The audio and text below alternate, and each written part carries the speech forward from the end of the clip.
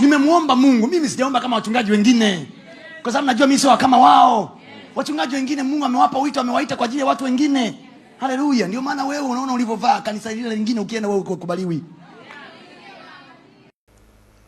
Tunatakiwa kuvaa tu vyovyote tunavyotakiwa kuvaa. Tusiwazuie watu, mtu anavaa chochote na avae. Chochote anachotaka mtu kuvaa avae. Na wanasema hivi, kwa namna hii itakuwa rahisi kuwapata vijana. Itakuwa rahisi kuwapata watu wa nyakati hizi tulizo nazo. Kwa hiyo tuvae vyovyote vile ili tuwapate mataifa. Ili tuwapate mataifa. Kwa hiyo tuambie, unaweza kuvaa chochote tu. Unaweza kuvaa nguo yoyote unayotaka. Hakuna shida. Unapokuwa umeokolewa, hayo Mungu hashughuliki nayo. Wewe vaa vyovyote unavyotaka ili tuwapate mataifa, tuwapate watu wengi zaidi katika wokovu. Hapa napo hatuna budi kufahamu wokovu hatujengi kwa msingi wetu wenyewe. Msingi wa wokovu umekwisha kuwekwa, yani Kristo. Na awaye yote anajenga juu ya msingi uliokwisha kuwekwa tayari. Na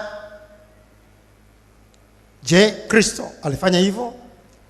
Alichuja viwango vya neno la Mungu, alichuja viwango vya sheria ili kuwapata watu na kujaza makanisa. Jibu ni la. Alisimama katika viwango, hata kama pale watu walipoona hili ni neno gumu hawezi kulifanya. Alishikilia na kusimama katika viwango na kuambia watu hivi ndivyo viwango, na tunatakiwa kukaa katika viwango hivi. Hili neno ni gumu, ni nani awezaye kulifanya? Kwa hiyo tunakuacha. Yesu Kristo hakusema basi nashusha viwango ili niwapate. Walipoondoka wengi, wakabaki wachache pamoja naye. Aliwauliza na wale waliobaki, je, ninyi nanyi mwataka kuondoka? Kama mnataka kuondoka, njia nyeupe. Kwa hiyo kushusha viwango ili kuwapata watu sio mafundisho ya Kristo.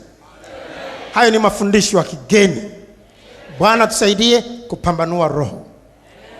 Tumwangalie mwalimu Yesu Kristo alifanyaje? Mchungaji Yesu Kristo.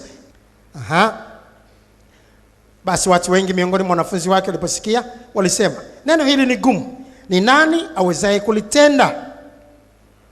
Na Yesu akafahamu nafsini mwake ya kuwa wanafunzi wake wanalinungunikia neno hilo.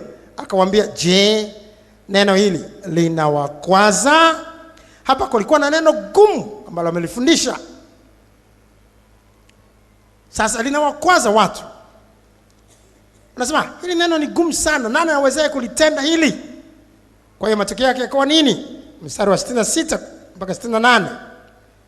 Kwa ajili ya hayo wengi, si wachache, wengi wakaliacha kanisa la mchungaji Yesu Kristo. Wengi.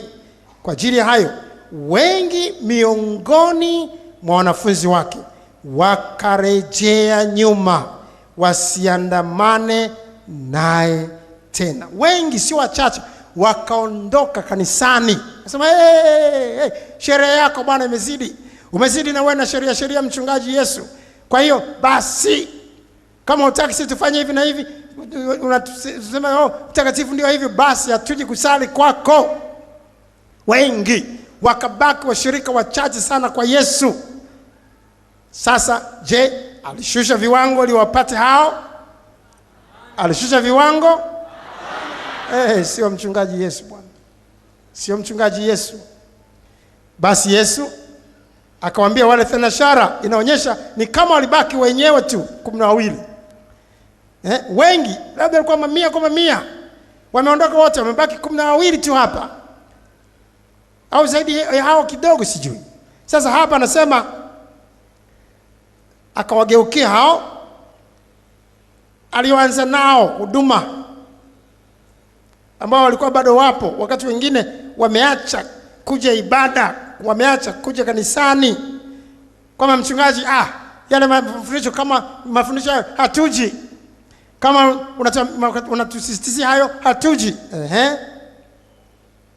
Basi Yesu akamwambia wale thenashara, je, ninyi nanyi mwataka kuondoka?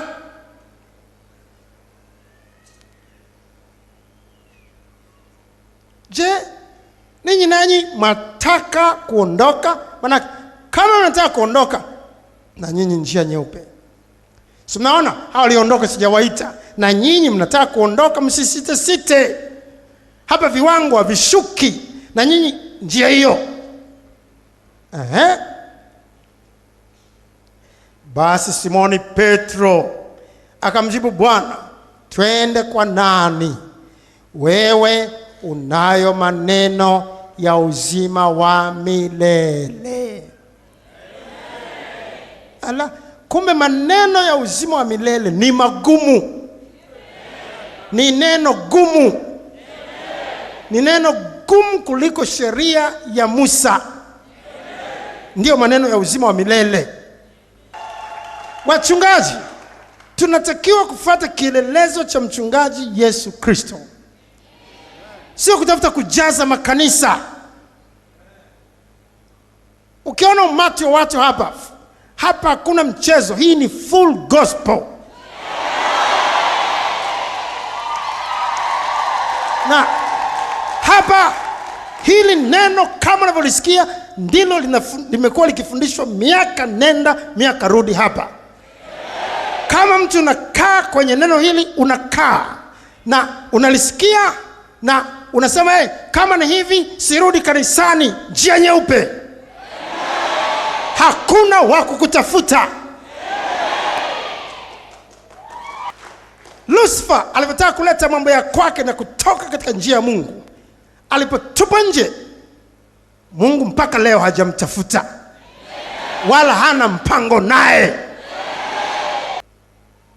Awaye yote ambaye anasimama kama mwalimu wa Biblia leo, anayesimama leo kama mchungaji kanisani, hatuna budi kujua sisi tunafundisha.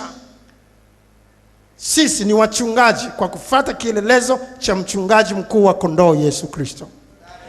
Cha kufuata kielelezo cha mchungaji mwema Yesu Kristo. Na kama hakushusha viwango ili kuwapata watu, na sisi tusishushe viwango. Amen.